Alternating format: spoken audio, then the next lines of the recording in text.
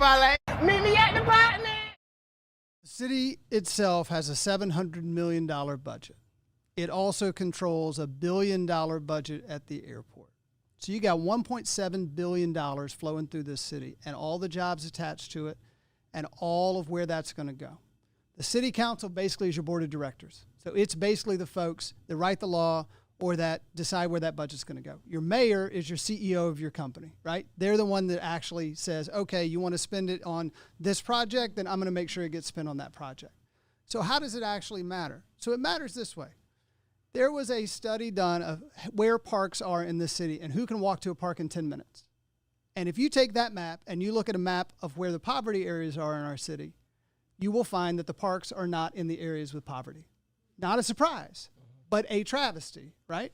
Because we have not taken the dollars on parks and we have not put them in the areas that don't have parks. We've just basically said, okay, let's put them where we already had parks, which basically were in the richer areas.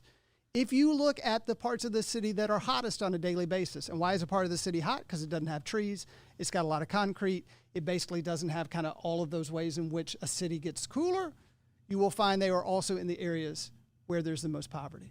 So the city council, in essence, if you think about that money is going to flow someplace. The city council decides where it's going to flow. And is it going to flow to areas where it's not been spent and it's not been invested in the past, or is it going to flow to areas that it has been spent in the past? That's what city council does. Here's another thing city council does. City council decides how police are going to behave. For instance, there's a big conversation about if I'm a police officer and I see another police officer do something they shouldn't, do I have to basically rat them out? Do I basically have to report them? Right now, the law says that you don't. Basically, Officer A doesn't have to say anything about Officer B. City council could change that. City council could basically say, no, our officers have to, if they see something, say something.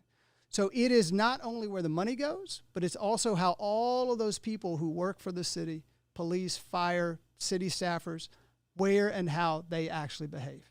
And here's the third thing. Does the trash get picked up? If tires are dumped, do they get picked up? Do public properties, does the grass get cut?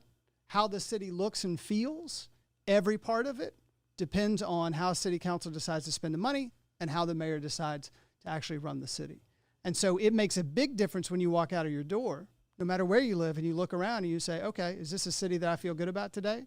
Or is this a city I don't feel good about today? A lot of that comes down to what city council decides.